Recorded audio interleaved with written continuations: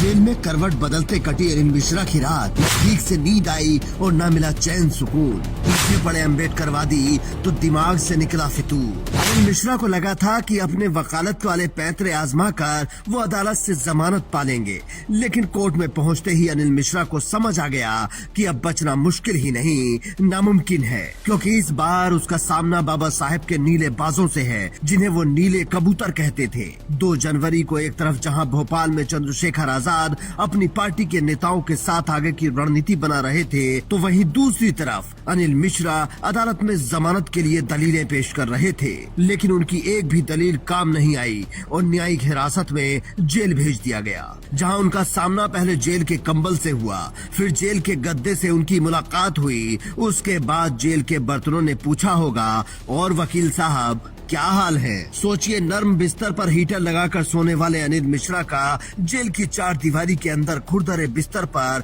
इस कड़ाके की ठंड में क्या हाल हुआ होगा। शायद उनको पहले से ही जेल के हालातों का पता था, क्योंकि भाई साहब वकील हैं तो कैदी बताते ही होंगे कि जेल में कैसी जिंदगी गुजारनी पड़ती है। इसीलिए जब अदालत ने जेल भेजने का ऑर्डर दिया तो बाहर आकर बदहवासी में बयान देने लगे।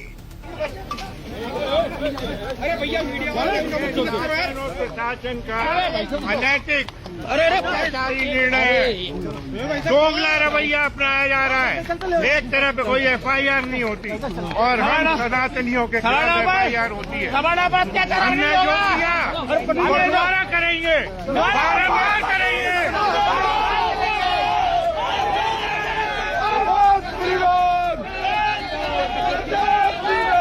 अनिल मिश्रा को भगवान का ही सहारा है, क्योंकि बाबा साहेब के संविधान पर इन्हें शायद भरोसा नहीं है। अनिल मिश्रा जब रात के अंधेरे में जेल जा रहे थे, तब उनके समर्थक जय श्री राम का नारा लगा रहे थे।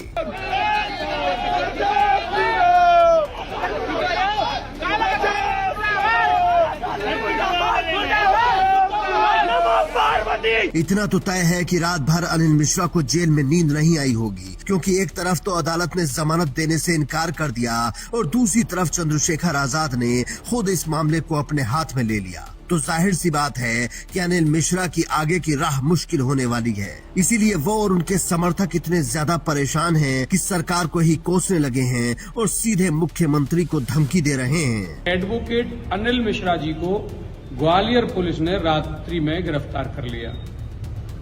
मैं मध्य प्रदेश प्रशासन से एवं मध्य प्रदेश मुख्यमंत्री मोहन यादव जी से कहना चाहता हूं कि तत्काल अनिल मिश्रा जी को रिलीज करें, अन्यथा मध्य प्रदेश में इतना बड़ा सवर्णों का भूचाल आएगा कि आप झेल नहीं पाएंगे और आपको इस सत्ता में कुर्सी को छोड़ना पड़ेगा। लेकिन अनिल मिश्रा को समझ आ गया है कि बचना मुश्किल है और जो लोग उनके साथ धरे गए हैं उनका तो और भी बुरा हाल है। जिस लाइमलाइट के लिए उन्होंने शायद ये किया होगा वो भी नहीं मिलेगी और जेल की हवा खानी पड़ रही है सो अलग। वैसे जिस आशुतोष दुबे ने पहले बाबा का पुतला दहन करने की कोशिश की थी, वो तो बाहर खुली हवा में सांस ले रहा है, लेकिन बाकी लोग जेल की सलाखों के पीछे हैं और साथ में अनिल मिश्रा भी नप गए। अब 2 सवाल हैं।